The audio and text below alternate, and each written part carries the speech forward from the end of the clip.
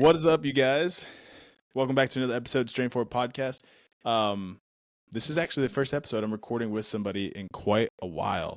It is my friend Dominic. I met him recently, although we've known each other through mutual things for a long time. But we finally got to actually meet on a pretty wild adventure, which I don't think we'll go into, but it was a lot of fun. Tons of fun. It was a ton of fun. And if you guys are wondering why my background looks so studious, it is fake because I'm in my bedroom and the lighting is terrible and it's white walls. And so this was a better alternative than what I have to offer. So Dominic is in the nutrition world. He's in the fitness world. At one point in time, he was a very high caliber CrossFit athlete. So that's kind of how we knew of each other. We were both in that world. Now he is in bodybuilding and he's crushing bodybuilding. He's come back from some serious back injuries. He also has a wild story of him becoming the person he is today. And not just saying this because it's you and I, like I actually mean it. Like from us hanging out for that week, dude, it was really cool. And you're a really solid person. And you've gone through a lot of really tough things and come out the other side, I would say a better person. I think you would agree.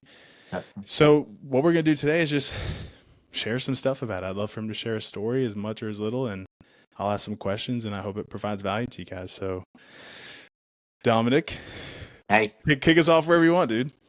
Oh man.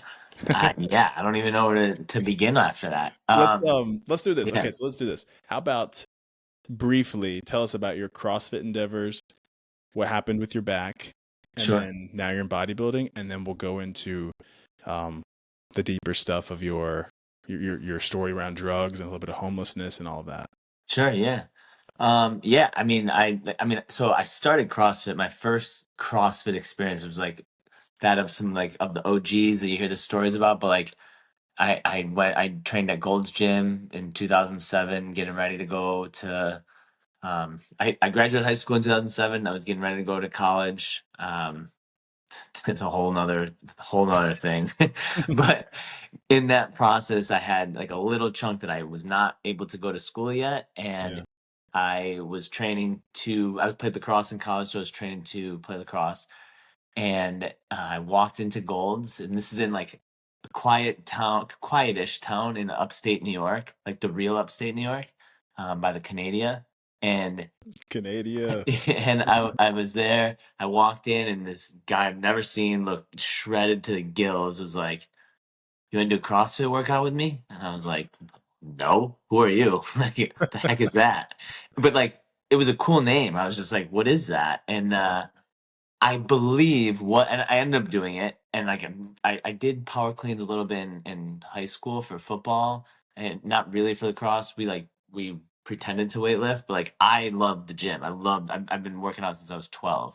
And this guy, it was like a JT thing. It was something, maybe he was the guy, go on this website, CrossFit.com, and just like, that's the workout. And I was like, okay. And like, it ruined, like, it demolished me. I'm like, what is this? You just keep going? Like, I don't understand. Where's the And rest period?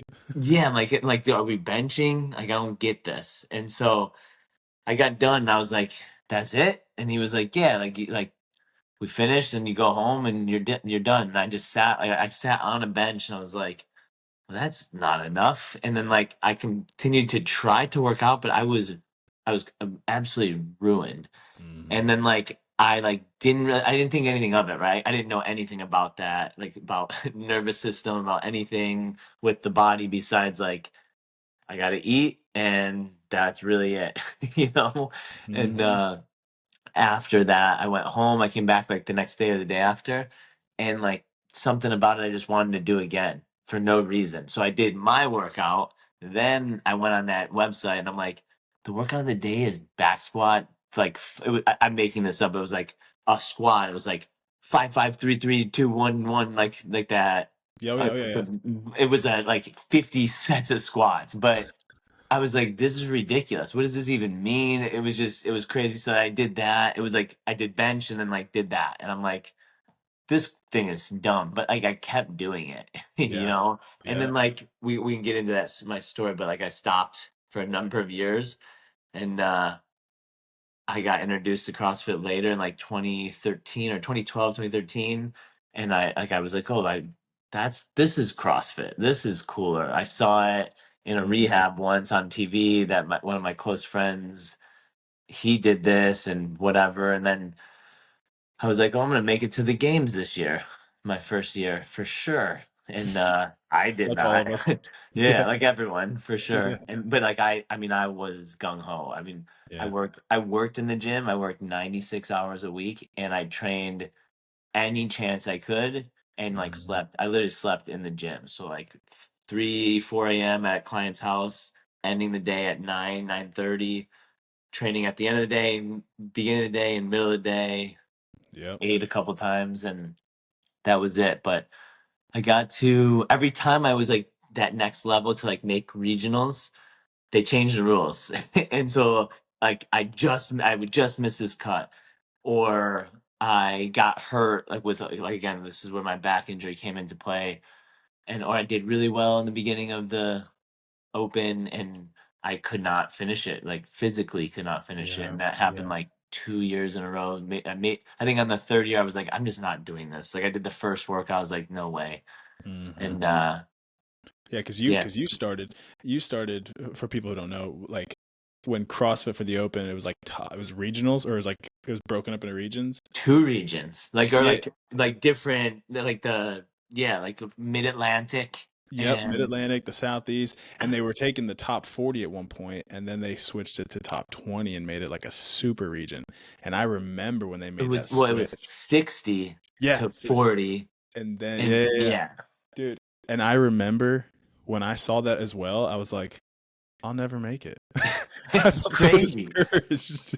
But in my head, I was like, no, I'll make it. Like, but like, I also said the same thing though. But I was like, no, like it's not now. But like, when the back gets better, when this next thing happens, then I'll make it. Hmm. And like, listen, I got close. I got really close. I had a really good year after coming back from my injury, and like we could touch on that. But like, after I came back, like I came back with nothing to lose, like as if I had anything to lose before. But in my head, I did. Right? All Yeah, these yeah. people think highly of me. No one gave a crap. But in my head they did, Mm, and I missed. That was another change, right, to the 20 and the sanctionals and all that, and I just missed. I missed it, yeah, and but I got like a top 10 worldwide workout, like a ninth place or something like that. I was like, yeah. Let's go. let's go. And then Yeah. like got a little bit later in the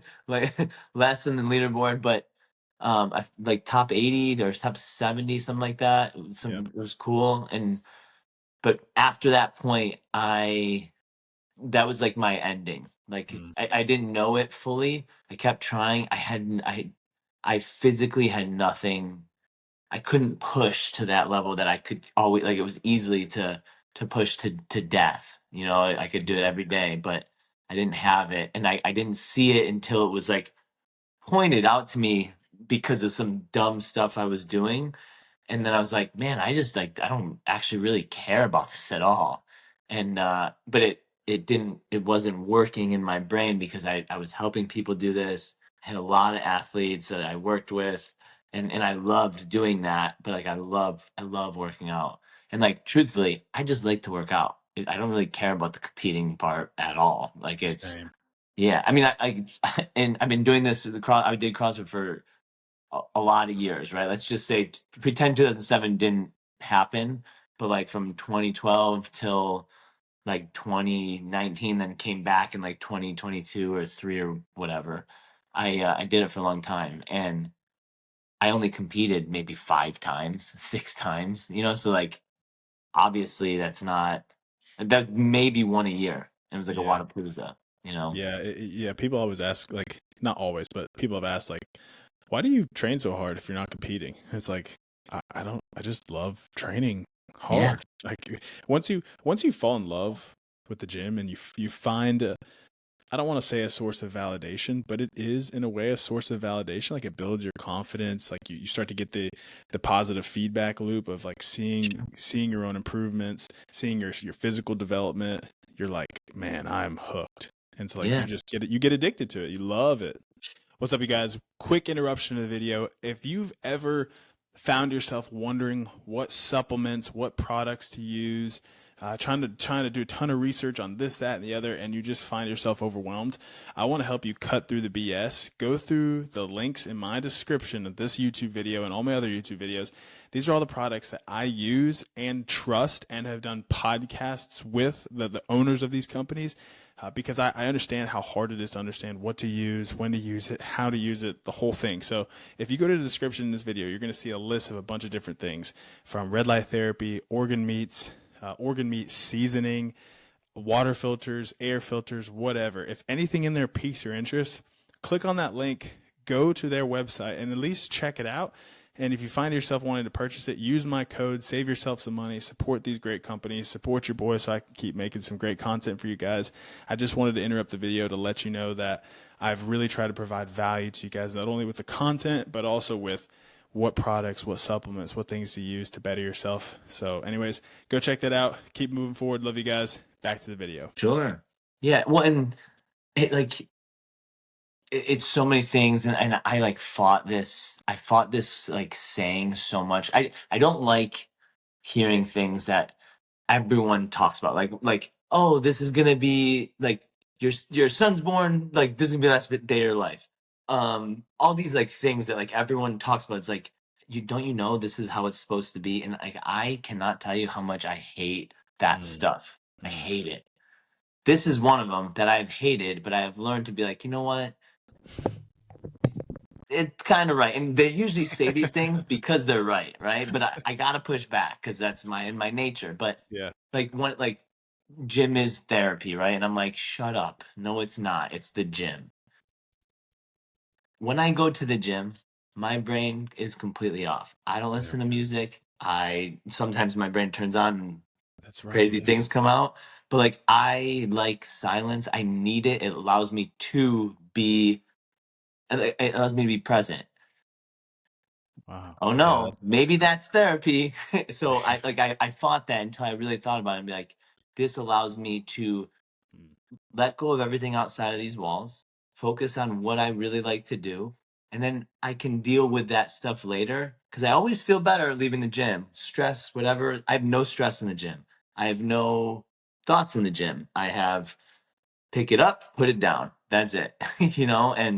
And as silly as that sounds to a lot of people, that's like music to my ears, right? That's the yeah. music I like, is that. And Yeah, I and remember it is. when we were in Ireland, you you're like you tolerated the music playing, but you were like, I didn't really like the music, and I was over there just like Yeah, singing you're and singing and dancing. dancing. Well, but I also didn't hear it, right? Like I just everything I turned it off. And then all of a sudden I was like, God, I hate this. So like it'd be so intense. Like I hear nothing, and then it's like, what is happening right now? Yeah, And but that's my also like my ADD and my my compartmentalizing, and like they bleed sometimes. It gets no, crazy. no, But that was, yeah, you were jamming, dude. yeah, that was a funny moment. Yeah, Okay, so because I definitely want to go into like the in between years, but yeah, briefly, because you hurt your back pretty yeah, seriously. yeah, You tell people what happened, and how bad it got, because at one point you were in a wheelchair, right? yeah, Like you could yeah. not walk, but No, you managed to get back, no surgery, right? You didn't have no, surgery. Yeah, no, yeah. very good. So walk people through that, because Sure. that's a big deal. Well, I've worked with a lot of people, right? Like personally, I've worked with people. I've studied under people, and I've worked with amazing coaches, like to Mm, get trained by and just to learn from. And so all of the common theme was like, just listen and learn as much as you can, and take what you like and like how you like to go about it. And I say mm, that with I hurt my back in college, or well, no, I hurt my toe in college. that's right. This doesn't play a role until later, but when you hurt something that you need every single day, like you walk a certain way due to your toe and due the pressure you put in your feet and how you want Hmm. to distribute that pressure, you just don't think about any of this stuff because you've been doing it since you were a wee babe, and Hmm. And after all these times of like walking to the outside of my foot and doing this because of shoes, and it all started with like I wear a size 11 shoe. I say that because in college I wore a 9.5. I wanted to run. It made me feel faster, and it looked better. I don't even really know why I thought that, but like that's a thought in my head, and I was like, this just I Yeah. feel fast, and I definitely was, but I would have been just as fast in an 11 and than that. And what's even crazier is I went from a 9.5, and I was like, oh no, I'm like a 10. And I was like, no, it still hurts. And I'm like, oh, I'm a 10.5. I'm like, no, it still hurts. And like, I'm probably more like a 10.5, but I wear 11s because I could like, I Yeah. need, it just feels good. I'm like, I need Yeah. feet, I need toes. And like, I feel free. But so with that said, I didn't know any of this until, and so that was, I heard in 2008. Fast forward to like 2015, the 3 days before Wadapalooza, I was doing, I know like a lot of people that watch this are from CrossFit. So like I was doing an AMRAP of back Mhm. squats for 60 seconds. And Oof. it was back squats at 135. And I was like, I'm getting over 100. Like that's all I want. It's all I cared about. And I did it. I definitely did it, and it was one of the worst things that I've done in my life. Like it was horrible. Like talk about like 60-second assault bike. That was it. Didn't touch it because like I Yeah. like that's all I had in my head, and I felt my back pop, and I kept doing it, and like the last like 12 reps was like everything I had. Like that took the longest than all the other reps, and it just I could not do the right movement. I was doing a weird like that. I have a video of it. I mean, it's crazy. And I dropped the bar, and I was like, oh no. I was on a team that year, and I was like, what am I gonna tell my teammates? And then Yeah. like it tightened up. I was okay. I competed, and one of the On the events was back. like Wow. toes the bar and sandbag, and it was like it was like a 16 toes the bar or something a weird number. Then like do a sandbag around this whole thing, come back, chest the bar, keep doing it. The sandbag was like the heaviest thing in the world, and it sits on your belly, which pushed into my psoas, which long story short, I couldn't really do it. I got it done. We got like fourth place. We just missed like podium. Yeah. And after that, I was like, oh, actually, I'm not that hurt.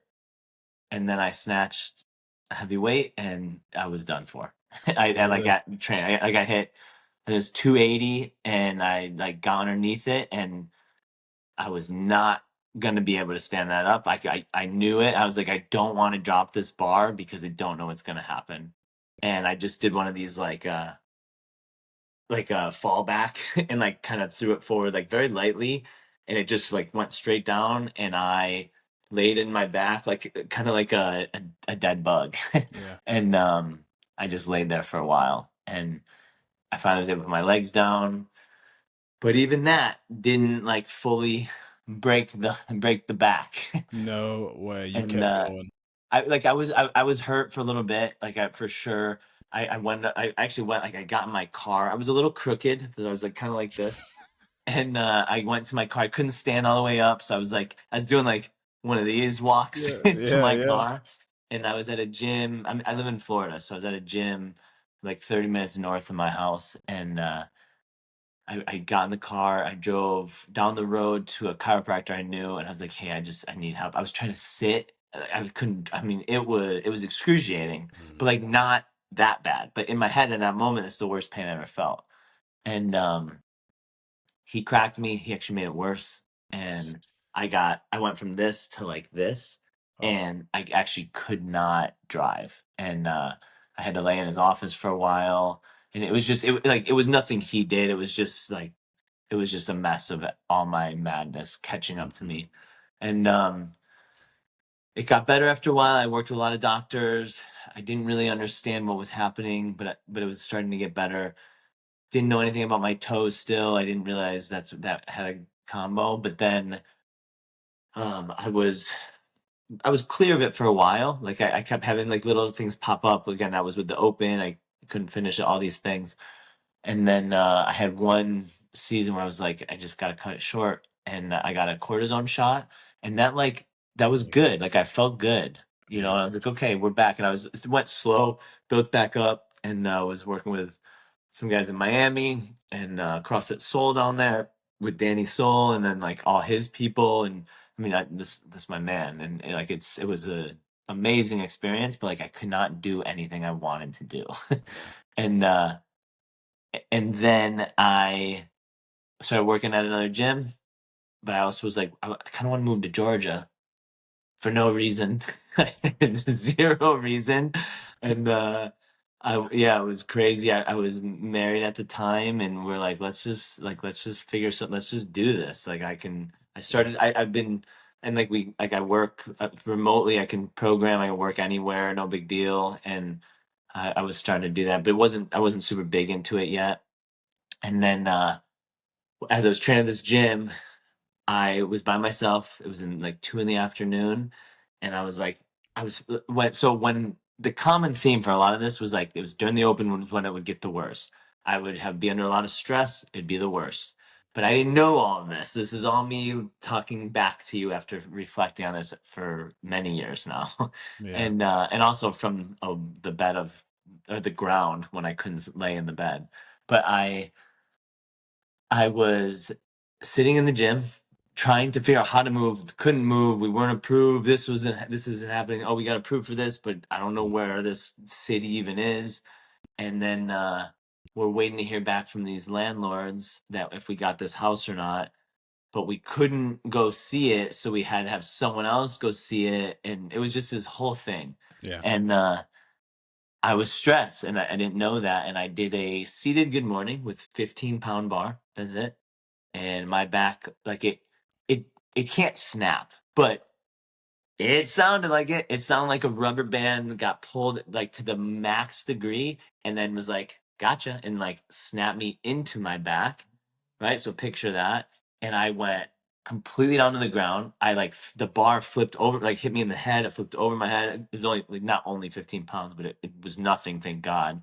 Yeah. And I could not stand up. I literally laid there until someone like it was at 2. Class didn't start till like 3:30, I think, or maybe even like 4. I laid there and didn't move until someone came in. And my phone wasn't close by. I couldn't go get it. I just laid there and kind of gave up. And I was Oh. like, that sucked. And that was like we got the house like the next day or two. We packed up and we ended up like I worked there for maybe another month, and then um I we moved there, and I couldn't sit up. I could not sleep in bed for that whole month. I couldn't coach anymore. I was sitting on the ground doing it. I could not stand up. I had to coach a client at like a client like friend at regionals, and I had to do it from a wheelchair, and I could not get around. I tried, and like every time I walk, it would bring me to tears. Like it was like a Yeah. sciatic thing and Yeah. disc issues, but all this. And then I started researching everything, and like this turned into a long story, obviously, but I was researching everything and figured out the toe stuff. Got with a PT in Georgia, and like immediately, and about a month it took me there to kind of get out of like to get me. So I walked in the office like this, and then a month later I was able to stand straight You're up, standing up straight. Yeah. and Good. we did a lot of work together, and then I was feeling good, and that's where the run went for the games that year. But it was a lot, and like very little times has it come back. But and sometimes I'll get a spasm, and Yeah.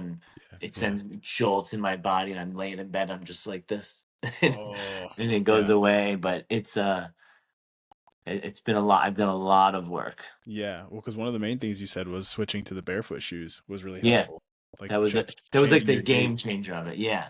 Yeah. Yeah. Yeah. Yeah, and I was telling you this, but like when I got so when I started getting a bodybuilder, I'm like, well, I was a big Jordan and Nike person back in my good old days, and I still had some like cool ones that I loved. I didn't want to get rid of, Yeah.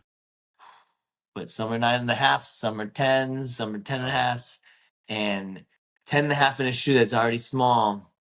I lasted 4 days in a row in the gym, and like I would wake up and I'd try to walk to go to the bathroom or like to go get my son, and I'd be limping, and I'm like, what's happening? And like I it didn't, like, my feet didn't hurt, but like I could not physically walk, and I was like, what is going on? And like I was like, this is behind closed doors, right? Like no one could see any of this. So I Mm, was like, am I being dramatic? I'm like, what's going, like, I truly was so confused because it went from completely normal. It hurt a little bit in the gym, but like it just like sore toes. I'm used to that back in the day, mhm. to like, what's happening? Like I'm limping for no reason. I don't know why I'm limping. And then I went back to my old shoes. I was like, this has to be this or my Vivos. And within a day, there was I had zero pain. And I was like, oh man, like I can't wear my Nike. Like I can't wear them. Like this sucks. This is like and like I haven't worn them in years, but still I was like, man, I was I like the look. It's a cool look. Yeah. But it was that was hard a hard pill to fully swallow after wearing barefoot shoes for like 4 years. Dang, man. Yeah. So what was the actual diagnosis though on your back? Was it a herniation or was it a like a The first one I got was like a herniated disc, mm, right? The second one I got was like a bulging disc, but like I think I started to like herniate another disc. And I think that like it was hard to see it. I had to go get more pictures done. And I was like, I don't care. I'm not gonna get surgery. So I'm not gonna get these done. yeah. I was being stubborn and dumb. I would have liked it just so I kind of knew, but everything that was happening before it, nothing was helping. So I'm like, what is this gonna do? What's different that's gonna happen? Like I Yeah. have to find a way to make this work better for me because nothing any of you doctors are doing is helping me. So, and that's where I went into the deep dive, and I'm like, let's do this. And like I got the right people in my circle that were like on my page and like working with me to we were just re-engineering what's going on, right? Yeah. And just trying to do that, and it worked. It worked well, and it just because I had this whole team. It wasn't me doing anything. It was just me that wanted to start that. Right, all Yeah. these guys. Like I could not have done this with it without any of them. Like they were amazing. And even when I was coming back into CrossFit, like a colleague of mine, Sam, like helped me figure out even more. And I still like when I got in bodybuilding, I'm like, damn, hamstring curls really would have saved my back. Like it would have really helped me back in the day. Or I mean, like even like a Smith machine with like all of those things that CrossFit does not like. Yeah. God, I mean, physiologically, they should like it. It Yeah. just Yeah. it really works. It really works wonders. No, 100%. I was talking to somebody about that actually yesterday morning. He was like, I do bodybuilding just to stay healthy and not hurt myself. And I was like, dude, same. Yeah, Like, you have to, because if you're just beating yourself up all the time, like, you're gonna break at some point. You're just gonna wear for yourself sure. down. Like, you got to mix it all in. It's Um, just learn from people's past. Everyone has done it. Like, and yep. Yeah. everyone says the same thing. Yep. I just like it is proven now. Yeah, it is. Um, all right. Well, I appreciate you sharing that because I think it's really insightful for people because back injuries are, man, they're no joke. No, no. Um, Like, and so really that like the so I said all that about the injury. The biggest thing was like the bulge was on the nerve. So yeah, that was like the game changer. So like my disc could have bulged a million times or slipped a million times. Like that hurt, but like it really was not that hurt. I don't want to pretend like I'm this tough guy. I'm not. I'm not at all. The sciatic nerve pain was, I would not wish that upon any person in the world. Like that's what would bring me to tears. I got caught in the rain and I could not I literally could not. It was like a movie. Like I was with my dog, maybe 100 meters from my house. That even might be a stretch, like 50 meters. And I was looking at my house and I just started crying in the middle of the road because it hurt so bad. yeah. And another step would have made it hurt more. And I was like, I'd rather just stand here until the rain stops. Dang, bro. And it was awful. It Yeah, sucked. that's terrible, man. Dang. Yeah. Oh, dude. Well, I'm glad you're on the other side of it. Yeah. That's rough. It was rough. And now we keep you healthy. Yeah, right. Now we got bodybuilding. It's getting destroyed another way. I couldn't walk today. Oh, really?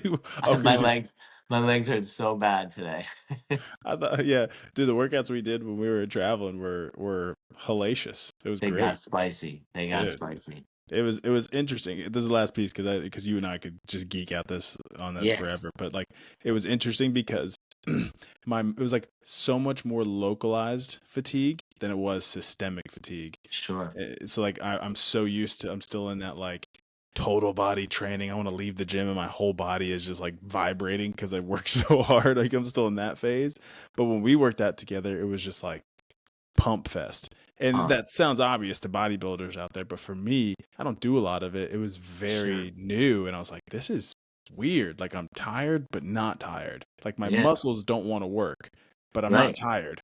It Well, was so strange. but in like the like the systemic feeling that you feel in CrossFit, you get that later in the day in bodybuilding Hmm. where it all like which you it's definitely in CrossFit, but like that's to be expected, right? In bodybuilding, you're like, what's happening? Like, and it's like hours have passed since you've been at the gym, and you're like, I think I need a nap. Like, I need to go to bed. And like that's where it all like because of like the isolated nature of it, it all is like your body's like, oh, whoa, your hamstrings are feeling this now. Like we're feeling that, and it just takes more time. And then you get Yeah. there, and you're like, holy crap! Instead of like CrossFit, it's like you're gonna feel all of that right now.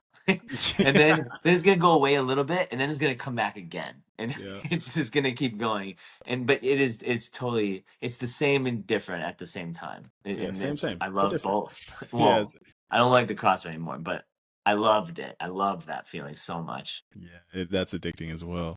Yeah, Um, well, share with people a little bit about, the in between years, because yeah, you shared some really deep stuff. I mean, dealing with some drug addiction, going to rehab, being homeless for a little bit, and just kind of climbing out of that hole. sure, Um, I'm not sure because there's a lot there, but I'm not sure. I'd love for you to share, like maybe how it started, sure. like what Yeah, like what you do a got little you into it. beginning, a middle, and end kind of thing. Yeah, yeah. What got you into it? What was it like in the middle of it? And then what pulled you out? Because Sure. I'm sure someone out there could get something from that.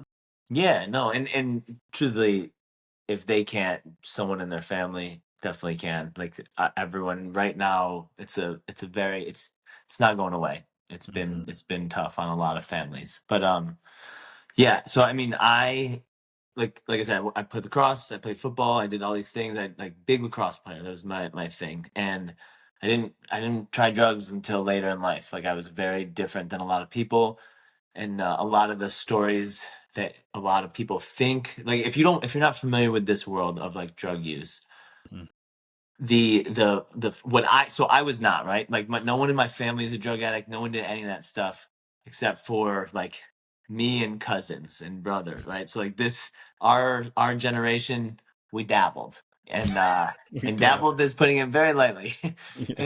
And I make light of it just to show like I mean it was it like that's how I deal with it, right? Hmm. And Hmm. so um I knew drug abuse, alcohol abuse, you are a dirty, under the bridge, cardboard box, you have no money, like all these like things, right? The look and like this they smell all this stuff. That's not me. I am an awesome athlete who does everything right. That was what I told everyone and Hmm. felt truly, and I make a light of that now because that is not how I feel. And I had a lot of pride that I didn't realize I had until later, and I didn't want to get rid of that pride until now. I'm like, what's pride? And and with that said, that is kind of what led me to like getting drugs, right? So I drank a little bit towards like my end of my senior year. Like nothing crazy. Like I had a little run, but like there was some like there's some instances for those anyone that I did that those times with, you'd be like, "What do you mean you didn't drink that much?" I did, but like for like a couple weeks, and then I didn't drink at all. And then I got Yeah. to college, I drank a little bit, and I didn't drink at all. And so, not to say there wasn't issues, my nickname was Blackout, so there was issues, Oh yeah. but So it was you'd not. go hard when you went. I went You, very hard. Yeah. yeah. Like Yeah. I just I don't know how to go not hard. I don't Yeah. know that. It doesn't. I'll never know that. I can't do it. And I'm okay with it. I just understand that I can't do it. And that's the difference. And so with that, I tried a little alcohol and I was like, oh, let's try some weed. And I was like, well, that's the grossest thing I've ever had in my life. I hated that so much. I got prescribed a painkiller for like a ear thing. And I was like, oh, I don't like this feeling either. This is gross. Never touched anything again. I come back. I'm going through a little lull in my life with just college stuff and transfer to schools and everything. And in that, I tried Coke, and I was like, "Whoa, this is kind of fun." But like, I don't like how high up I'm getting. I want to go a little bit lower than that. I try to get what I don't. That means nothing, but in my brain, it meant so many things. So I was like, I need to get lower than that, and then lower than that, and then I found out like I don't really like going up. I want to go down. And so in that process, my brother, who I have a younger brother, he was bad into drugs. And so before all that, I was so mad at him. I could not believe he would do this, like put this on our family and make our name this all this bullshit. And when that all happened, I could only think of him in that moment, and it has nothing to do with him. It was all me. But I say this to be like, I was like, I need to feel like this is that pride thing. So I need to feel what it feels like to get high so I can help my brother not be high. None of that actually makes sense, Yeah, what an right? interesting way to think. Yeah. And I truly believe that I believed that. I believed that I wanted to do that, but I was not in a great space. Hmm. I So tried it. do you think it was it was an excuse? Like underneath that was, I just want to try this. 100% I think it was. Yeah. Like, and Yeah. again, I can't answer it, but I know me. I know Yeah. me pretty well. And when that happened, it would be like everyone knew me as like he would never do this. Never. When everyone found out, it was like, no, you're talking about someone that's his brother, or that's literally anyone else in the entire world. No one believed that that happened to me. Right. And so I was like, I think I want that to happen to me, you know. Hmm. And I did it, and like I was hurt. This is when I hurt my toe. I hurt myself. I couldn't play lacrosse. I did not care about school. I had a .8 GPA. I like, you have to try to get a Yeah, I point was about to eight. say you gotta try to get You just like you gotta try to get a 3.8, you gotta try even harder to get a .8. And especially when you're an athlete, like I have that. everything at my fingertips to do things. Oh yeah. And Nagging injuries, poor sleep, and wrinkled skin. All three things that I think all of us agree really sucks. But you know what the three things have in common? They benefit from red light therapy. So something that I have been doing recently in my own life has been working with this company, LUME. They sent me this product. If you're just listening, it's just a square or so like a rectangular white box with a bunch of dots on it where the red light comes out of. It has been a huge game changer for me. So especially for me as an athlete, I deal with a lot of nagging injuries. I will put this thing on my elbow, my knee, my back, my neck. I'll put it anywhere that I'm feeling pain. And I'm not kidding you. The reduction in pain I get almost immediately is amazing. But I've healed from tendonitis far quicker than I ever should heal, especially in my knee. I've had jumpers knee in my knee for a while, and it is like completely gone from red lighting this. So I've been able to get back to squatting and jumping and all the things. It's been awesome. What's really cool about red light therapy, though, is it has to be a specific nanometer. So there's two types. There's red light, and then there's near infrared. Red light, you need to be around that 660 nanometer range, and for near infrared, you need to be around 850 nanometers, and this thing covers both. So if you want to hold it on your skin, like put their little glasses on, hold it on your skin, it's great for collagen production. If you want to put it on your room when you're going to bed, it kind of helps you get into like sleep mode, so it increases the amount of restful sleep you're going to get at night. Or if you just want to put it topically right onto an injury, you're going to increase the healing time. You're going to drastically reduce the time it takes to heal. I don't want to throw out some crazy number percentage, but you're going to speed up the healing recovery time. So it's really cool. Anyways, you can go to the link in the description. You can save yourself $260 if you want to check this out. If you've got anything going on, or you want to sleep better, or if you want to just look prettier, go to the link in the description. Save yourself some money. Support these guys. They're really, really great. Support your boys. Support yourself. Love you guys. Back to the show. and so when all that happened, I I ended up getting on the dean's list. I was doing all this stuff, but like I was partying hard, right? And so I was like, listen, I'll do some of these drugs. I was sniffing pills. There was a lot of the pill time or pills going around at that time. And so I was doing a lot of the pills, and I was like, well, listen, this is me talking to myself. You're not an addict, so that doesn't matter. You'll never be an addict, of course. You're not going to live under a bridge. Like those guys chose that. Again, no idea what I was talking about. But when I was doing it, I was like, well, the second I feel like I'm getting addicted, I'm just gonna stop. And I was like, yeah, that makes sense. And like I got this. It's easy. I'm strong, you know. Mm-hmm. And I didn't stop. I didn't know how, and I didn't realize until I was sick in a hotel room with an ex-girlfriend who she did not know for years that I was getting high. And I I couldn't sleep. I was up all night. I was getting sweats. I was starting to throw up a little bit. I was not in a good space. And I was walking the streets of Philly. We were in Philly, and I was walking the streets, and I was like, I gotta find somebody with something. And I did. I don't recommend doing that ever. Mm-hmm. And then at that point, I was like, after I got it, like the obsession of what, like I'm gonna find someone. I knew I would, like talking about like the CrossFit Open, like I'm gonna make the games. I was like, I'm gonna find someone. I know how to do this. I know what a drug addict looks like. The opposite of me.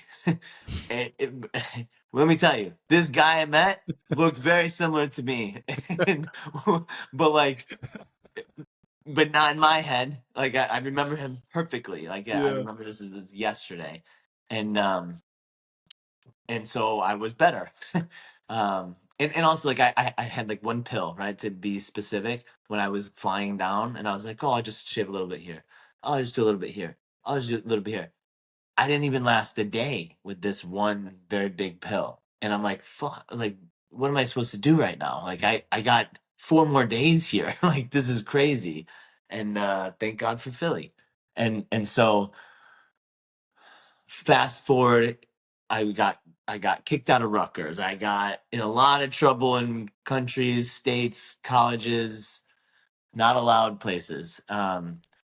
At Rutgers, I was like living. I found a drug dealer in Brooklyn. I couldn't make it back. So I decided that it'd be better just to live there. And the only place to live in Brooklyn, because I don't know anyone in Brooklyn, was under the bridge. And I only knew that because I saw people going there that I would get high with. And I'd be like, what are you guys doing? Like, well, we just stay here just because we can't make it home. They had the same. I'm like, oh, I'm not homeless. I'm too high to make it home. Wow. But Wow. like, Wow. See, that wasn't a 1 day thing. yeah. Right. And so, It's crazy. The logic, it I can see how you can easily trick yourself into thinking mm, things that like don't actually make sense. It's like man, it's not that I'm homeless. I just can't make it home. It's like, I'm the king of justification. King. wow. King Wow. of it. It was brutal. And so some jail stuff, got brought back home to New York, and then got into like little bits of treatments and kept relapsing, I got into heroin, got into shooting alcohol, and not like drinking, which I mean I told you that, like shooting it into my veins like I did with heroin. And then Mhm. like heroin, crack, everything, you name it. And one of the last straws I had, I was in treatment, and I I'm a good talker, right? I'm a You good are. You're a storyteller. fantastic communicator. Really, And you are. so with that, it's a curse also, right? So like I love doing it. I really enjoy talking and telling stories and everything, but and also, like I was just saying, I believe a lot of the things that I say to myself, Mm. right? And in rehab, I believed 100% that I was never going to use a drug again. I took a step out of the door, and something reminded me of it. I forgot everything that happened 5 seconds before. It was literally one step, one step, one step. I cannot stress enough how much of a sickness that is. Yeah. And I say that it's not just me. Like that is the addiction, right? Yeah. That It's the is disease. that. Yeah. The only difference with mine is I justify it more. Like, or I don't know if I do it more. I just, for myself, what I know that I do, I can justify all my actions very easily, and I will make everyone believe it Yeah. as hard as I will try as hard as possible. And when that happened, I convinced my mom to pick me up because I was doing so well. The counselor was like, yeah, he can go. Like we think he will be a success. That's never happened in rehab. But rehabs don't do that, right? And I have no idea if she actually believed that or if that was me telling myself that, but that did happen. And my mom, like later night, we've talked. I mean, we're very close, and we've talked about it many times. And she's like, "I can't believe she let you leave." I was like, I know. I don't. I have no. I don't even know what. I was there for 9 days. You stay in rehab for 30+ days, like at least 30 days. I was there for 9 days, and I got out, and I was like, "Mom, can I borrow some money? I'm gonna get these. I was a big Jordan guy, so I was like, I'm gonna get these Jordans back that I had someone hold for me, so I could pay him back for drugs. Blah blah blah blah blah." And she was like, "Oh, I don't know," and like if you know Rochester, New York, it's not awesome. And we're in a pretty terrible spot, and like one of the worst streets. You don't go to the street unless you want trouble or something. And she dropped me off there, and I got stuff. I didn't come back with shoes. I said I got robbed, and I went home. I overdosed. She did not know that I overdosed. Like a couple times, like so I got home. I went out and I overdosed, and that time I woke up in a hospital, left. I was John Doe. I didn't have a license. I didn't have a license on me. I didn't have anything. And I got back home, went up to my room, went to sleep finally.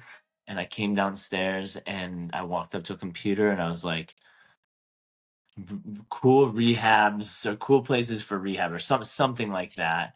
And like the show A&E Intervention popped up and it was like, you could go to this, like we had this on here, blah, blah, whatever, something like that. And I'm like, I can be on TV. Like, I love that show. That show's sick. Like, let's do this. And so I was like clicking it. That's not what I was clicking, but like I thought I was.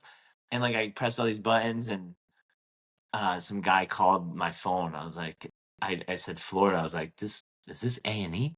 And like, what? And this guy, Jay, he called me and he was like giving me questions, doing his things. And I was like gung ho for it. And then I was like, I just don't feel like playing games anymore. I'm like, man, I need help. I don't have any money. I can't go to Florida. I need help. And he was like, I'll buy you a ticket with my money. Like I will personally buy it for you if you get on a plane tomorrow morning. And I was Wow. like, tomorrow? I was like, I wasn't expecting this. I don't think I can do that. Like again, all these things. And he was like, I just bought you a ticket. Please be at the airport. Blah blah blah blah blah. All this information, whatever.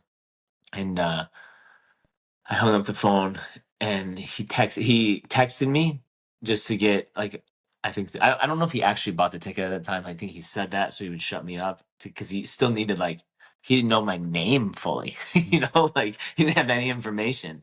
But we got some information. He called me back and he goes, "Hey, real quick, thank you for coming tomorrow. And I just asked one thing." And he was like, I was like, "What?" He goes, "Just don't get high." And I was like, "Okay." I hung up the phone and I walked 16 miles because I didn't have a license. And that's the only way I can get to where my dope guy was. And I overdosed in a bodega in a bathroom Wow. and woke up in the hospital in the morning again. And this was like 2 days just back, the same thing happened. And I woke up. I got out of there. It was like 3 a.m., 4 a.m. I don't even know what time it was. It was very early. And I left again. And I like tried to get out of the window, but I didn't know windows don't open in hospitals. And so I tried to leave and they caught me. And then whatever, I got out of there. I walked back to the dope house, got more stuff. just didn't get all as much as last time. And I was like, I'll just do half of what I did. And got home, explained to my parents what was happening. And I don't really know why they said okay. Like it was such a, like I was leaving in like 3 hours. I don't remember. I was high, right? So I don't remember how it all unfolded in that moment. But I went to Florida. For some reason they just entrusted that this was gonna be a good decision. I don't know. I, I'm happy they did it, right? But Yeah. like I can't imagine. Like I mean, they went through so much stuff. Like with me and my brother, not just me, right? And Yeah. it was a lot of years of it. And so I came down to Florida. I I can make this part kind of quick, but this one story is like instrumental in it. I went back out, right? I relapsed, and I was here. I got here in September 12th, 2012, and like in November, I like my sober day is November 5th, right? So it's coming up soon, and I don't know if that's entirely the day. I don't fully remember what day of the week it was. This is how, or what the date was. This is how messed up I was. But it was right in that time frame because I got caught doing some dumb stuff, right? And then like and not even heroin. And I liked heroin. I didn't like any of the other drugs. And so again, to show the sickness, I would never relapse right away on what my drug of choice. It'd always be drinking or Coke. And I would be like, let's drink. And when I drank, I want to do Coke. And after Coke, I'm like, I don't like Coke. I don't want this. I want to go down. And I would do that and I'd be full blown. But that would take like a couple weeks to do it. So I was like, I'm not an addict anymore. I don't need this now. I'm just doing it on the weekends. Then the weekend turned to Thursday, Friday, Saturday, Sunday, Mm. until 7 days a week again. But I uh I was opted the choice to go back to treatment for 2 weeks. My counselor's telling me these things. So my counselor asked me to come back to the office. I was waiting outside of his office. I was sitting in a chair, kind of like this black chair back here, just not as cool as that one. It's older. And I was sitting there, and I'm not a God person. I was not spiritual. But I looked up to the sky because I was told that's what you do. I grew up Catholic. Well, I went to Catholic things. I didn't grow up Catholic. And I looked at the sky or at the ceiling and I was like, all right, God, you want to help me, bro? Help me. Give me a sign. I used a lot of swear words in there. And I was like, show me that you want me to stay. Show me what you want me to do. I was angry and just emotional, and I was dead and just lost. And I needed guidance, but I didn't know that's what I was doing.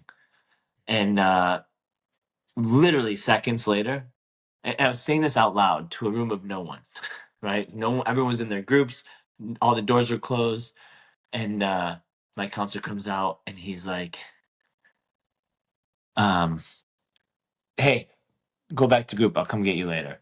And I guess I skipped it, but I was able to either go back to treatment for 2 weeks or leave. And I was like, I can't go back to treatment for 2 weeks. That might as well be a prison sentence for 60 years. Like I'll never do that. And that was like what I was gonna go answer the question for, right? And I went back to group, and all I could hear was him saying that in my head over and over again. I couldn't hear anything that was happening in the classroom. I couldn't hear anyone talking. It was like in a movie where I'm just like, you can hear the narrator in my head just saying it over, and it's all cloudy in front of me. And all of a sudden, the woman speaking was a counselor that I hated with all of my heart. And I only hated her because she was incredible, right? And she's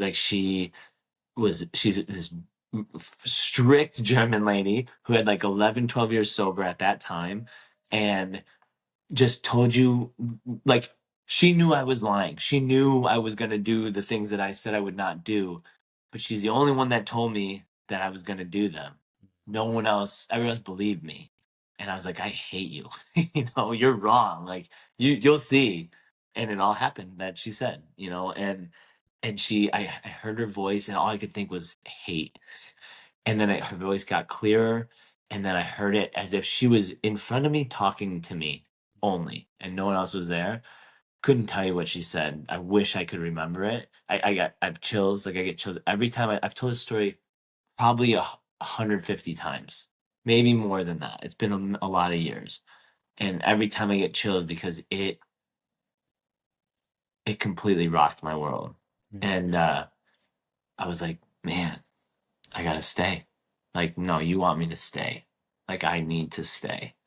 And my counselor called me back in. I was like, I'm good. I'm staying. I'll do whatever I need to do from here on out. Whatever anyone tells me, I'm just gonna do it. And I went to 4 meetings a day, every single day. I rode my bike there. I rode it back. I got a ride. Came back. I rode my bike there. Got back. I went to the gym. Come back. I just kept doing things. People wanted to hang out. I went to a meeting. I couldn't do it anymore. I was so done. I was so broken. I was so ready to be fixed. And all I heard in like people that were sober longer than 1 minute and everyone that was longer than 2 years, 1 year, 15 years, 30 years. I met a guy that was like 40 years back in the day. And like I got neighbors, 23, 30 years, all these incredible people, all these big years. All they said was just come back tomorrow. Just come back tomorrow. And so I did that. And November 5th, I'll have 13 years, you know, and So my life changed that day. And it only changed because I listened to people that knew more than me, and even ones that like didn't know more than me but were sober longer than me. You know, so like I'm like that they know more than me. They know so much more. And I told like the joke to you before too, but like we would mess around in the room of like our group, right? Like my buddy, he would wake up at like 5, and I'd wake up at 5:30. He's like, and he knew, and he'd be like, Don, what time did you wake up today? I'd be like, 5:30. He's like, damn, bro, I got 30 more minutes sober than you. And I was like, what? And like that made me so angry. And so every day I'm like 4:59, I would wake up. 4:58, 4:50, 3:30. Like I was like, you want to wake up at 4? I'll wake up at 3. I got like anything.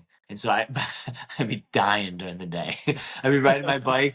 I'd be just slowly dying. And so I also weighed 270 pounds at the time too. And so, dude, I forgot you told me yeah, that. yeah. And so That's with all mind that, blowing. it was crazy, man. But yeah, so it's been a great life. And I mean, there's so much more on this end of things that turned me into a person today and Yeah. able to tell it.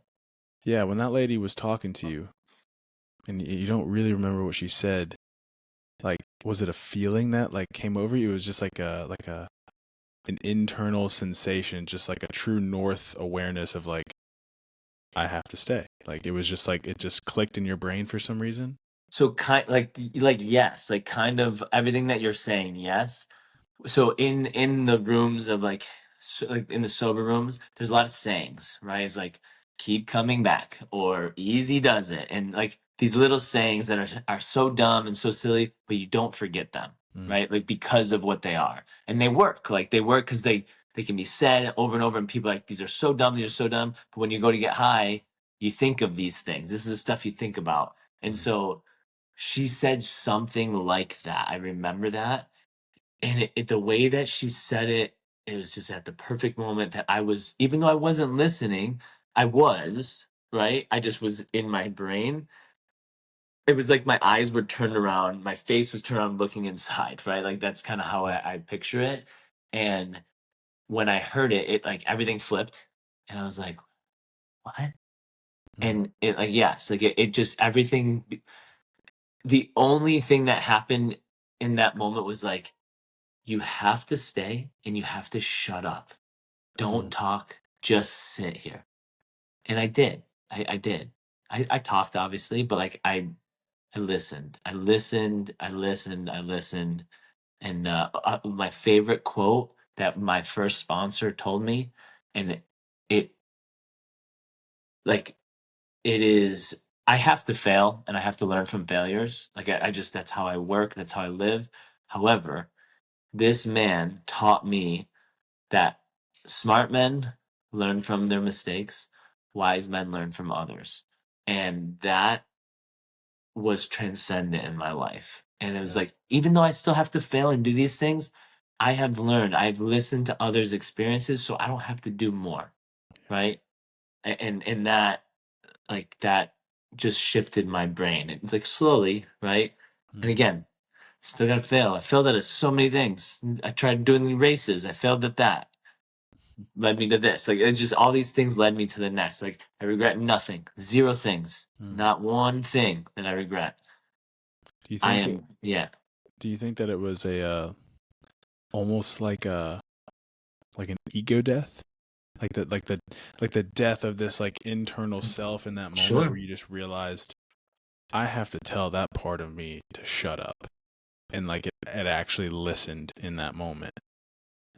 I don't think I thought that far into it. Like I mean I definitely didn't think that far into it, but yeah, I think that's super safe to say Mm, that like something of that realm happened for sure. yeah. Like it just, I didn't want to fight things anymore. I just fought things just to do it.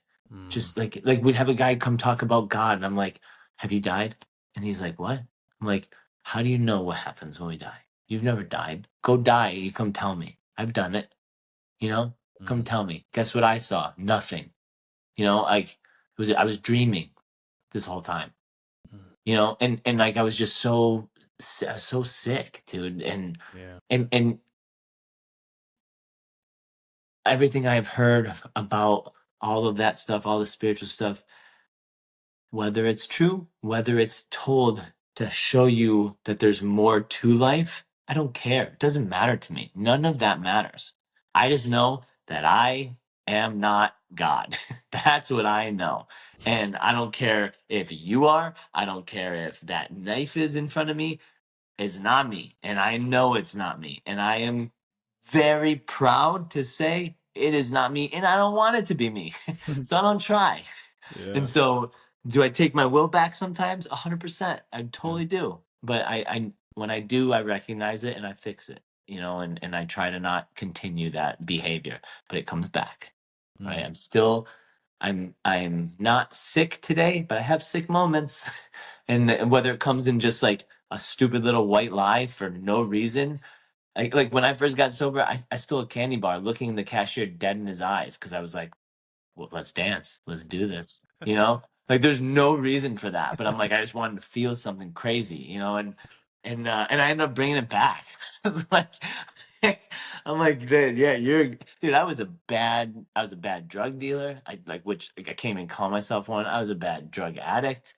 I always got caught. I just like, I'm not made to do bad things, and I'm yeah. okay with it. You Yeah. know? Yeah. There's a scene in the movie Flight. You ever seen that movie Flight with Denzel Washington? Oh, yeah, yeah, yeah. Yeah, when Kind of. he's alcoholic, right? Yeah, yeah. There's a Yeah, scene in the end of that kind of reminds me of what you talked about, where they finally go to court at the very end, and he's sitting there, and he's talking to like the panel of the people who have to decide his fate. yeah, You know, or is he guilty? Is he not guilty? And they ask the question like, who drank the alcohol? And he's yes. sitting there, and he was planning on lying. He was high in that moment. He had actually done cocaine in the hotel room Yeah, upstairs to get sober for the court hearing. And he's sitting there, and he goes, God help me. And he's like starting to quiver. And then he says, it was me. And then fast forward to the end of the movie where he's sitting in jail. yeah, And he's like, it's like I reached my capacity for lying. yeah, Like I just couldn't do it anymore. And 100%. dude, that's like, it kind of sounds like almost like a moment where you reached where it's like, you were just tapped out. It's like, I don't Yeah. even care what happened. Like, I just don't want to do this anymore. No, like, yeah. Yeah. Like, I like a quote in like the rooms is, I'm so sick and tired of being sick and tired. And and that plays true with lying. I mean, all of that is the same thing. It's all the same umbrella, and it like and like even I think about it now, and like I'm tired about thinking about how I was then. You know, like Mhm. I mean, it was exhausting, man. Like Yeah. I the first night I got into Florida, or the first day, which I just stayed in my room. I closed all the blinds. It was dark in my room. You couldn't. I was throwing up. I was going to the bathroom everywhere. I mean, I was not okay. Yeah. As everyone else wasn't either, right? And I like people doing bath salts in the bathroom, and like, Oh I my mean, gosh. it was a mess, right? Yeah. Yeah. And I remember waking up the next day. Someone must have hit the blinds a little bit, and like the sun was there, and it like hit me a little bit, and I was like, "Oh, this is really nice." And like where I'm from is like it's gray, it snows 100% of the year, not really, but basically, Yeah. and it's just gross. And I let it go, and like after I'd wake up, I'd have a little bit more pep to my life. I would talk to some people, you know, and after like 4 or 5 days, 8 days, let's not shorten it. It was about 8 days of like feeling like hell. The I stopped closing the windows or the Mm. blinds, and I let them be open. I let light come in. And like you can even think of that like metaphorically, but that's not why I was doing it, but like that's kind of what's happening. But I got a taste of like a little happiness, right? Every Yeah. time I couldn't wait to wake up. I would start to wake up, and like before the sun would come up, we were right on the ocean, right? Like Oh, this is cool. like it was sick.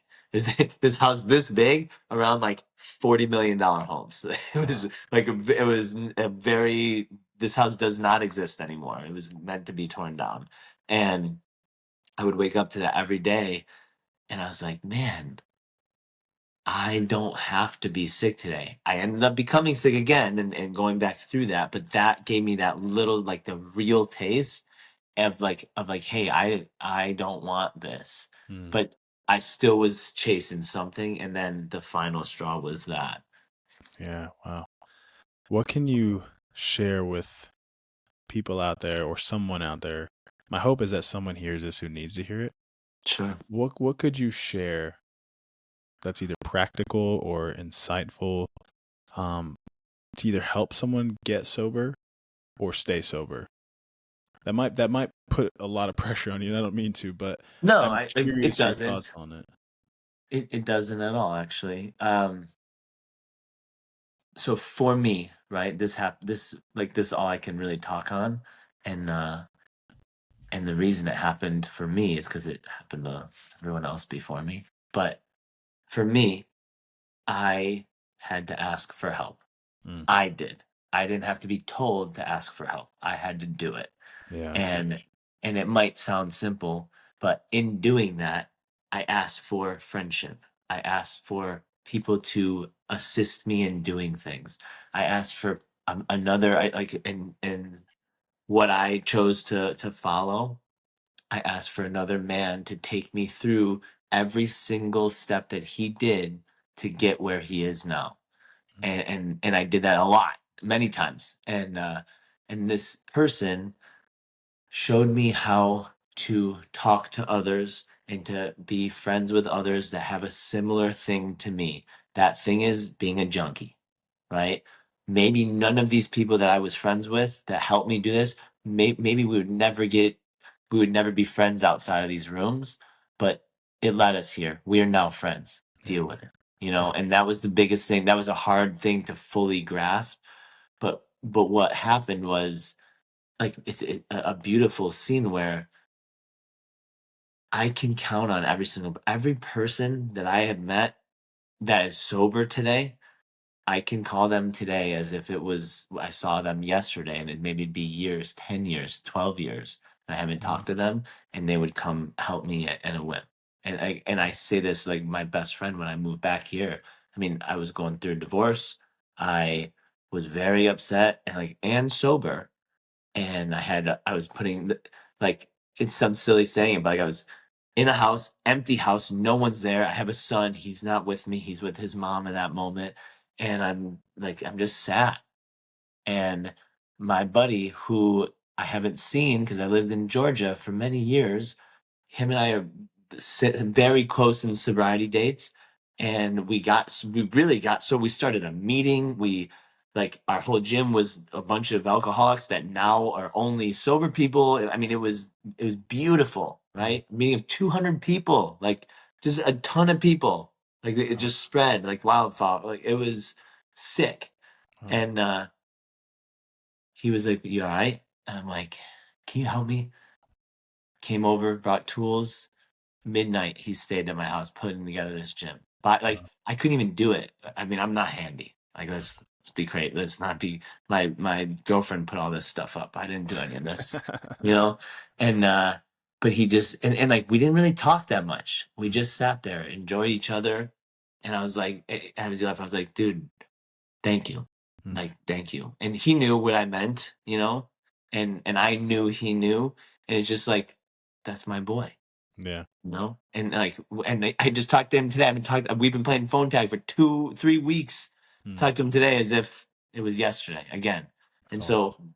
so, doing that, following all these things, builds that together, builds your community. Because the biggest thing that I think I lacked was wanting to belong. I belonged to all these different people, cliques, places. I had a lot of friends, and I'm only saying this to be like, I had one group of friends, but we always jumped to everything and blended with all these different breakdance crews. We like graffiti artists, football players, lacrosse player. Like we had all these. Like none of those make sense together, right? Why would I be in all of these things? But like I belong here, and I'm safe here, and all these people want me to be safe, and I want them to be safe. So most of the time people want to belong to something, belong to this. Yeah. Man, that's really powerful. Yeah. Connection, feeling That's it. connected, building relationships. Yeah. That's awesome, man. Dude, I'm really thankful for you being willing to share all that. I mean, Yeah, man. and you're a great dude. You're a great Thank you. storyteller. You're a great communicator. Like it's fun to just sit back and listen. Like it really is. I hope that the people listening got something out of this. I think that they will, man. So thank you for taking the Of time course. tonight, dude. Of course, man. Where could someone so if someone wanted to reach out to you to talk about this or fitness and nutrition, Yeah. what's the best way to get a hold of you? Instagram, Dapper Dom 10. Dapper Dom, let's go. Yeah. It's probably that would be the easiest. Or you can email me at dominic.s@proof3.com. But yeah, easy, quick. Dapper Dom 10. Love it, dude. Any last thing you want to share before we end it? Something you want to leave the audience with?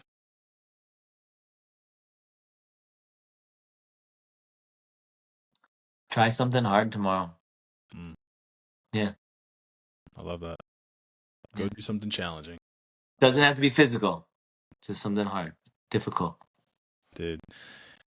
That is Dominic Scalzo, ladies and gentlemen. I appreciate y'all tuning in. Thank you guys for watching. See you on the next episode. Keep moving forward. Thank you.